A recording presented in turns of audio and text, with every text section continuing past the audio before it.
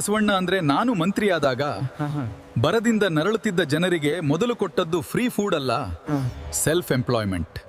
ಕಲ್ಯಾಣ ರಾಜ್ಯದಲ್ಲಿ ಒಂದು ವರ್ಷ ಭೀಕರ ಬರ ಬಂತು. ಆಕಾಶದಲ್ಲಿ ಮೋಡಗಳೇ ಕಾಣಿಸಲಿಲ್ಲ, ಗದ್ದೆಗಳು ಬಿರುಕು ಬಿಟ್ಟವು, ಕೆರೆಗಳು ಒಣಗಿದವು, ಬಾವಿಗಳ ತಳ ಕಾಣಿಸಿತು. ಪ್ರತಿದಿನ ಅರಮನೆಗೆ ಜನರ ದುಃಖದ ಸುದ್ದಿ ಬರ್ತಿತ್ತು. ಗ್ರಾಮಗಳಲ್ಲಿ ಹಸಿವು ಹೆಚ್ಚಾಗಿದೆ, ಜನರು ಊರು ಬಿಟ್ಟು ಹೋಗ್ತಿದ್ದಾರೆ, ಜಾನುವಾರುಗಳಿಗೆ ನೀರಿಲ್ಲ, ರೈತರು ಮುಂದಿನ ಬೆಳೆಯ ಭರವಸೆಯನ್ನೇ ಕಳ್ಕೊಂಡಿದ್ದಾರೆ. ರಾಜಸಭೆಯಲ್ಲಿ ಗಂಭೀರ ಮೌನ ಆವರಿಸಿತು. ಮಹಾರಾಜ, ಭಂಡಾರದಲ್ಲಿ ಧಾನ್ಯವಿದೆ, ಅದನ್ನು ಜನರಿಗೆ ಹಂಚಿಬಿಡೋಣ. ಕನಿಷ್ಠ ಅವರ ಹೊಟ್ಟೆ ತುಂಬುತ್ತದೆ. ಆಲೋಚಿಸೋಣ. ಸಭೆಯಲ್ಲಿದ್ದ ಬಹುತೇಕ ಎಲ್ಲರಿಗೂ ಇದೇ ಸರಿಯಾದ ಪರಿಹಾರವೆನಿಸಿತು. ಆದರೆ ಸಭೆಯ ಒಂದು ಮೂಲೆಯಲ್ಲಿ ನಿಂತಿದ್ದ ಬಸವಣ್ಣನವರು ನಿಧಾನವಾಗಿ ಮುಂದೆ ಬಂದರು. ಅವರ ಮುಖದಲ್ಲಿ ಕೋಪ ಇರಲಿಲ್ಲ, ಆದರೆ ಕರುಣೆ ಇತ್ತು. ಅವರ ಧ್ವನಿಯಲ್ಲಿ ಅಹಂಕಾರ ಇರಲಿಲ್ಲ, ಆದರೆ ದೂರದೃಷ್ಟಿ ಇತ್ತು. ಬಸವಣ್ಣನವರು ಹೇಳಿದ್ರು, ಧಾನ್ಯ ಹಂಚುವುದು ಒಳ್ಳೆಯದು, ಹಸಿದವನಿಗೆ ಅನ್ನ ಕೊಡುವುದು ಧರ್ಮ. ಆದರೆ ಮಹಾರಾಜ, ಒಂದು ಪ್ರಶ್ನೆ ಕೇಳಬಹುದೇ? ಬಿಜ್ಜಳ ರಾಜನು ಕೇಳಿದನು, ಏನು ಬಸವಣ್ಣ? ಇಂದು ಧಾನ್ಯ ಕೊಟ್ರೆ ಇಂದಿನ ಹಸಿವು ಕಡಿಮೆ ಆಗ್ತದೆ, ಆದ್ರೆ ನಾಳೆ, ಮತ್ತೊಂದು ವಾರದ ನಂತರ, ಮತ್ತೊಂದು ತಿಂಗಳ ನಂತರ ಮಳೆ ಬಾರದಿದ್ರೆ ಜನರು ಮತ್ತೆ ಯಾರ ಮುಂದೆ ಕೈ ಚಾಚಬೇಕು? ಆ ಮಾತು ಕೇಳಿ ರಾಜಸಭೆ ಮೌನವಾಗಿತು. ರಾಜ್ಯದ ಹಣ ಜನರ ಬೆವರಿನಿಂದ ಬಂದದ್ದು. ಆ ಹಣ ಮತ್ತೆ ಜನರ ಬದುಕನ್ನೇ ಕಟ್ಟಬೇಕು. ಕೆರೆ ತೋಡೋಣ, ಬಾವಿಗಳನ್ನ ಆಳಗೊಳಿಸೋಣ, ಕಾಲುವೆ ನಿರ್ಮಿಸೋಣ. ಈ ಕೆಲಸದಿಂದ ನಮಗೆ ಮತ್ತು ನಮ್ಮ ಭೂಮಿಗೆ ಉತ್ತಮ ಭವಿಷ್ಯ ಇರುವುದು ಖಚಿತ. ಜನರಿಗೆ ಕೂಲಿ ಸಿಗಲಿ, ನೆಲಕ್ಕೆ ನೀರು ಸಿಗಲಿ, ರೈತನಿಗೆ ಮುಂದಿನ ಬೆಳೆಗಾಗಿ ಭರವಸೆ ಸಿಗಲಿ. ರಾಜಸಭೆಯ ವಾತಾವರಣ ಬದಲಾಯಿತು.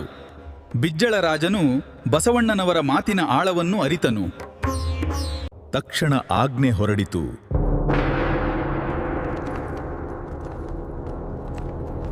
ನಿರಾಶೆಯಲ್ಲಿದ್ದ ಜನರ ಕಣ್ಣಲ್ಲಿ ಮತ್ತೆ ಭರವಸೆಯ ಬೆಳಕು ಮೂಡಿತು. ಬಸವಣ್ಣನವರು ಜನರಿಗೆ ಸಹಾಯ ಮಾಡಿದರು, ಆದರೆ ಅವರನ್ನು ದುರ್ಬಲರನ್ನಾಗಿ ಮಾಡಲಿಲ್ಲ, ಅವರನ್ನು ಕೆಲಸ ಮಾಡುವವರನ್ನಾಗಿ ಮಾಡಿದರು. ಗ್ರಾಮಗಳ ಬಳಿ ಕೆರೆ ತೋಡುವ ಕೆಲಸ ಪ್ರಾರಂಭವಾಯಿತು. ಒಣಗಿದ ಕಾಲುವೆಗಳ ದುರಸ್ತಿ ನಡೆಯಿತು. ಬಾವಿಗಳನ್ನು ಸ್ವಚ್ಛಗೊಳಿಸಿ ಆಳಗೊಳಿಸಲಾಯಿತು. ಕೆಲಸವಿಲ್ಲದೆ ಕುಳಿತಿದ್ದ ಕೈಗಳಿಗೆ ಮತ್ತೆ ಕೆಲಸ ಸಿಕ್ಕಿತು. ಬಾಯಾರಿದ್ದ ನೆಲಕ್ಕೆ ಮತ್ತೆ ನೀರಿನ ದಾರಿ ಸಿಕ್ಕಿತು.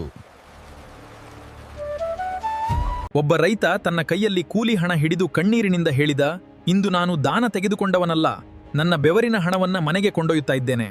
ಒಬ್ಬ ತಾಯಿ ತನ್ನ ಮಗುವಿಗೆ ಅನ್ನ ಹಾಕುತ್ತಾ ಹೇಳಿದಳು, ಇದು ಭಿಕ್ಷೆಯ ಅನ್ನವಲ್ಲ, ನಿನ್ನ ತಂದೆಯ ಕಾಯಕದ ಅನ್ನ. ಬಸವಣ್ಣನವರು ಜನರಿಗೆ ಸಹಾಯ ಮಾಡಿದರು, ಆದರೆ ಅವರನ್ನು ದುರ್ಬಲರನ್ನಾಗಿ ಮಾಡಲಿಲ್ಲ, ಅವರನ್ನು ಕೆಲಸ ಮಾಡುವವರನ್ನಾಗಿ ಮಾಡಿದರು, ಸ್ವತಂತ್ರರನ್ನಾಗಿ ಮಾಡಿದರು, ಗೌರವದಿಂದ ಬದುಕುವವರನ್ನಾಗಿ ಮಾಡಿದರು. ಆ ದಿನ ಕಲ್ಯಾಣ ರಾಜ್ಯದಲ್ಲಿ ಜನರು ಕೇವಲ ಹೊಟ್ಟೆ ತುಂಬಿಸಿಕೊಂಡಿಲ್ಲ, ಅವರು ತಮ್ಮ ಸ್ವಾಭಿಮಾನವನ್ನ ಮರಳಿ ಪಡೆದರು. ಬಸವಣ್ಣನವರ ದೃಷ್ಟಿಯಲ್ಲಿ ವೆಲ್ಫೇರ್ ಅಂದರೆ ಕೇವಲ ದಾನವಲ್ಲ. ವೆಲ್ಫೇರ್ ಅಂದ್ರೆ ಕೆಲಸ, ವೆಲ್ಫೇರ್ ಅಂದ್ರೆ ನೀರು, ವೆಲ್ಫೇರ್ ಅಂದ್ರೆ ಭವಿಷ್ಯ, ವೆಲ್ಫೇರ್ ಅಂದ್ರೆ ಕ್ಷಣ ಸ್ವಾಭಿಮಾನ. ಸಹಾಯ ಅಂದರೆ ಯಾರಿಗಾದ್ರೂ ಒಂದು ದಿನ ಅನ್ನ ಕೊಡುವುದಲ್ಲ, ಅವರು ಜೀವನ ಪೂರ್ತಿ ಗೌರವದಿಂದ ಅನ್ನ ಗಳಿಸುವ ದಾರಿ ಮಾಡಿಕೊಡುವುದು. ಅದಕ್ಕೆ ಬಸವಣ್ಣನವರ ಜೀವನ ಇಂದಿಗೂ ನಮಗೆ ಹೇಳುತ್ತದೆ, ಕಾಯಕವೇ ಕೈಲಾಸ. ನಿಜವಾದ ನಾಯಕ ಜನರಿಗೆ ಕೇವಲ ದಾನ ಕೊಡೋದಿಲ್ಲ, ಅವನು ಜನರಿಗೆ ಕೆಲಸ ಕೊಡ್ತಾನೆ, ಆತ್ಮವಿಶ್ವಾಸ ಕೊಡ್ತಾನೆ, ಭವಿಷ್ಯ ಕೊಡ್ತಾನೆ. ನಿರುದ್ಯೋಗ ಸಮಸ್ಯೆ ನಿವಾರಣೆಯಾಗಿ ರಾಜ್ಯದಲ್ಲಂತಂತ ಪ್ರದೇಶಗಳು ಅಭಿವೃದ್ಧಿ ಹೊಂದಿದವು. ಕಾಯಕಗಳಲ್ಲಿ ನಿರತರಾದರು, ಅವಲಂಬಿಗಳಾಗೊಡಗಿದರು. ಜನಪದರು ಹೃದಯ ತುಂಬಿ ಹಾಡು, ಲಾವಣಿಕಟ್ಟೆ ಹಾಡತೊಡಗಿದರು.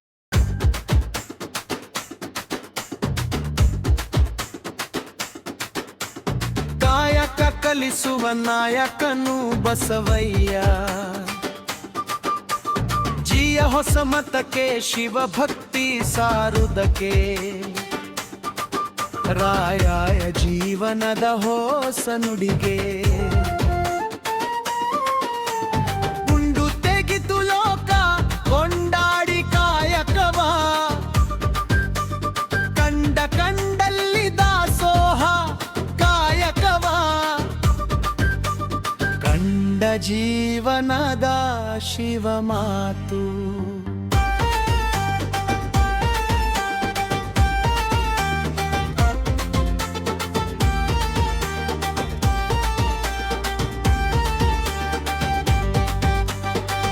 ಬಸವರಾಜನ ಸಿರಿಯು ಬಸವ ಬಡವರ ನಿಧಿಯು ಬಸವ ಮಳೆ ಬೆಳೆಯು ನಾಡೊಳಗೆ ನಿಜ ದೀಪ ಬಸವನೇ ಸಗ್ಗ ಸೋಪಾನ ಜಿಯ ಬಸವನೇ ಶರಣು ಕಾಯಕವು ಶರಣರಿಗೆ ತಾಯಿ ಬೇರಂತೆ ಶಿವ ಮತಕ್ಕೆ ಜಗದೊಳಗಲೇ ಕಾಯಕವ ಕಾಣೋ ಕೈಲಾಸ ಬಸವಣ್ಣ ನಿನ್ನೆಸರು ದಶ ದಿಶೆಗೆ ಶಿವ ಮಂತ್ರ ಹೊಸ ಮತಕ್ಕೆ ಮಂತ್ರ ನಿತ್ಯದಲ್ಲಿ ಒಕ್ಕಲಿಗೆ ಹೊಸ ಮಂತ್ರ ಬಸವ ಜಪಿಸುವುದು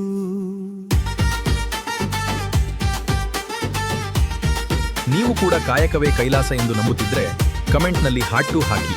ಇಂತಹ ಬಸವಣ್ಣನವರ ಗೊತ್ತಿರದ ಜೀವನ ಕಥೆಗಳಿಗಾಗಿ ಫಾಲೋ ಮಾಡಿ.